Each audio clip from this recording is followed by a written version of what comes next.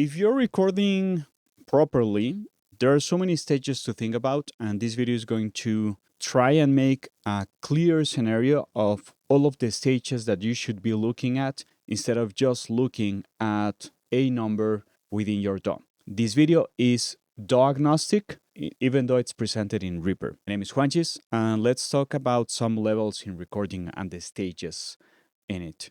We will be living in this view most of the time because for now, what I'm worried about is for you to see this level. This is inside my DAW and this is my vocal, right? It's not my vocal after processing for the video, but it's my input level for the vocal. And it's hitting -14 more or less. I have a preamp, an ISA preamp, that's leveling up the microphone level, and then I'm sending that line out into my Focusrite Claret interface, and that's what's receiving it inside of Reaper, okay? So my big gain stage is in my ISA preamp. So let's do a really small test. This is not a extremely technical video. This is the level of my voice when I'm using this microphone at this distance. This is the level of my voice with this microphone at this distance. This is the level of my voice with this microphone at this distance. So remember that my voice is actually being processed for the video. That's why I was worrying about you looking at this meter. As you just saw, this microphone was usually peaking at -18, then it was peaking at -12, if I remember correctly, and then it was peaking close to the 0 with the AT2020 microphone, right? And that has to do with the sensitivity of the microphones, because there was not one single thing that I changed off the chain, because my preamps are exactly at the same levels. So with that thought in mind, you could just try and guess that the 80-20-20 is a better microphone just because it gives you more input into your DAW. Let's break it down. Welcome to Max, a beautiful world for coding. First, you have a microphone. In my case, I'm going into the ISA preamp. From there, I'm going into my Claret Plus, and this is Reaper, right?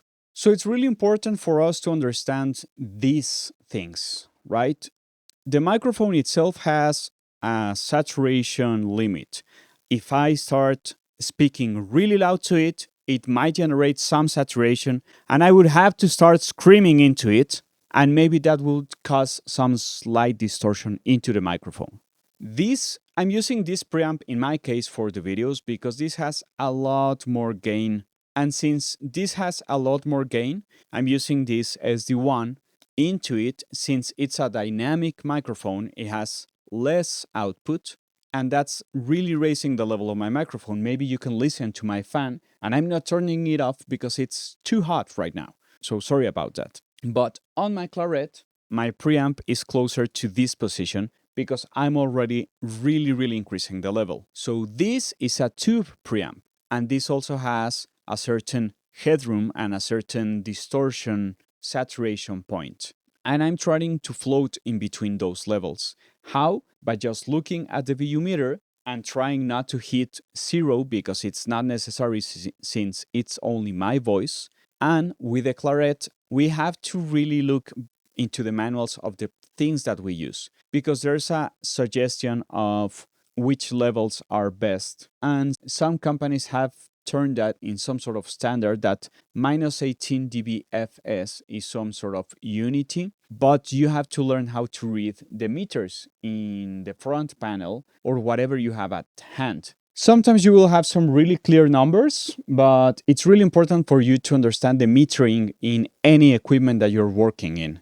So for example, I already explained the ISA one, but on the Claret, if I go to the user guide, what I will find is that input signal level meters 8 LED bar graphs, 1 per channel. Segments indicate -42, -18 to -12 green markers, -6 to -3 full scale yellow, and 0 dBs red. So whenever I'm hitting actually red, I'm really squaring off the signal because this is dBFS, this is digital dBs. So I always want to have some space when I'm recording something. As you can see, my voice itself is not even hitting yellow because I'm under 12, under -12. And this clip was because I was changing microphones. This is just some noise because I have my bass cable plugged, but it's touching the floor.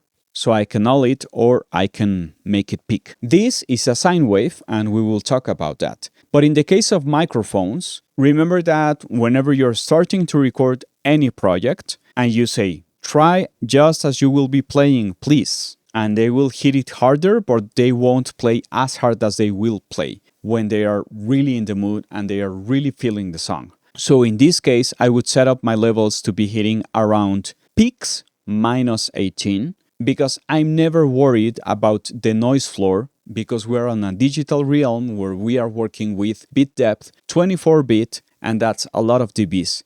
I cannot increase the zero. I cannot increase the zero. I don't care if you're talking only about floating point processing, because your audio interface is not floating point. The converter in your audio interface is not floating point. So you have to really respect this zero. It's better to record lower and then just increase the gain of the clip or the item or whatever you're working with. So I know that the level of this microphone would have to have some sort of match of knob positions if I'm using this or the other.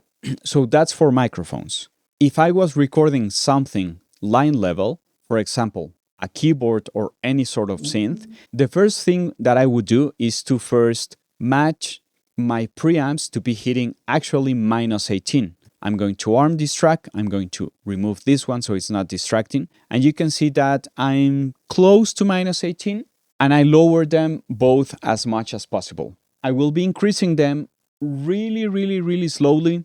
I'm just sending a sine wave from my summit. So since this is not a stepped preamp, a step-by-step preamp, it's some sort of just rotary knob, it has a small degree margin of error where I just have to really look at this number and try to hit minus 18 by just slightly touching the preamp. Really slightly, really. Okay, I did it. And for this, I would be using a simple middle C sine wave tone. I'm not using anything else. Okay, so I'm bringing this one up as well. I will first really match it to minus 18.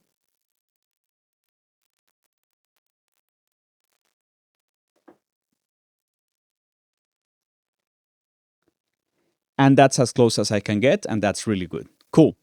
So once I have something like that, I know that I have 18 dBs for my synth to breathe, right? So I wouldn't change my preamps. I would change the master out of my synth and I would lower it a bit, thinking that the first position of my synth itself is when you initialize the synth, it brings you to some default position of every single knob if it's a digital synth. If not, try to hit the position around 75% and stick to one single position for level matching or for calibrating your inputs, right? So you should always go with either 70, 75, pick one and stick to it. So your recordings are really constant level wise and have pretty much the same tone and quality to them, right? So in this case, I'm using the initialize button. So I have my master knob on a specific position and I would just bring it a little bit down, because whenever I start designing patches with high resonance, high distortion or they start like really pumping, I will probably get some really higher levels.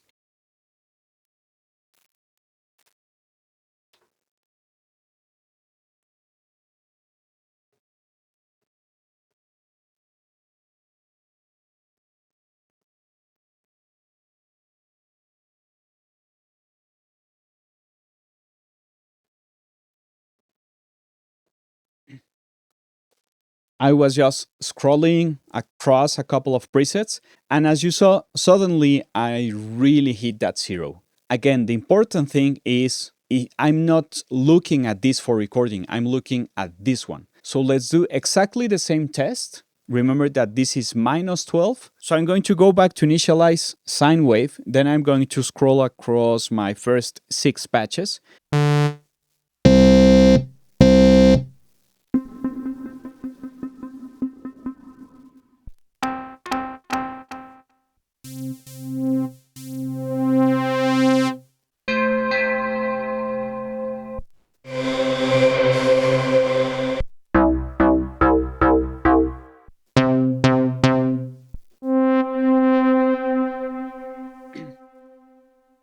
I think you get the point. So I want to first really remember that I want to stay clear from clipping this first digital point because I have a digital point right here. This stage where the claret is converting from analog to digital conversion, we have to really remember that this has a zero tolerance for that zero full scale. Some converters mark their zero even 3 dBs before, and they have their own saturation stage right before that actual zero. But I wouldn't be risking it, to be honest. Sometimes that sound really helps, but one of my priorities is for you to actually know what's going on, and then you make the decision if you want that sound or you don't want it. I have gotten so many times multi-tracks where people didn't realize this and some things were really clipped, and it was a complete headache trying to fix it. In the case of a bass, only if the musician is using some sort of fuzz pedal or something, the levels would go really, really high. But first I would ask the musician to get the levels properly of the position of the pots that they usually use before setting up my preamp, right? So I know my positions. I would usually do something like this.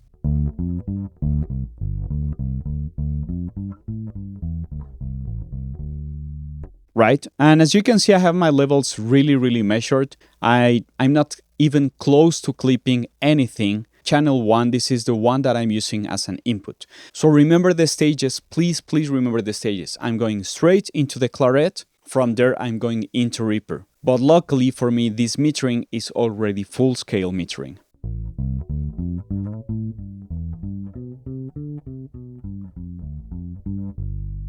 Right? Something like that. So I know my levels are properly set because I'm always using input 1 for my bass, so I never have to change it. In my case, an 8-input audio interface. This is a really short video. I just want to set the scene of some of the things that I will keep on exploring on this channel so you can practice with better knowledge and know-how of what's actually going on inside your DAW and why sometimes you're not getting the tone out of things. By any reason, you are not being able to get the actual tone of stuff just by raising a little bit the preamp.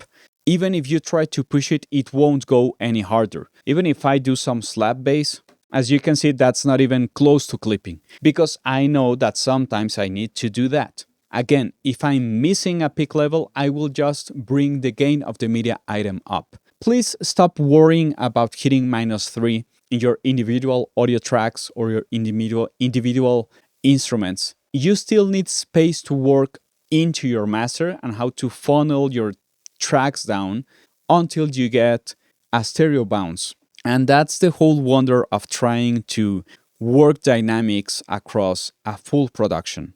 As I said, be sure to check the user guide of your audio interface because maybe the levels are represented in some other way. In the next video, I will show you how I use this 10-output audio interface as a way of complete monitoring control, because I know people know more or less you can do that, but I don't think you are clear enough of what are the benefits of something like that. I will link in the description some other videos that you might enjoy, more of my YouTube channel, and be sure to comment, like, subscribe, and do all of those things that people on YouTube say. Straight from Mexico City, my name is Juanchis, and thanks for listening.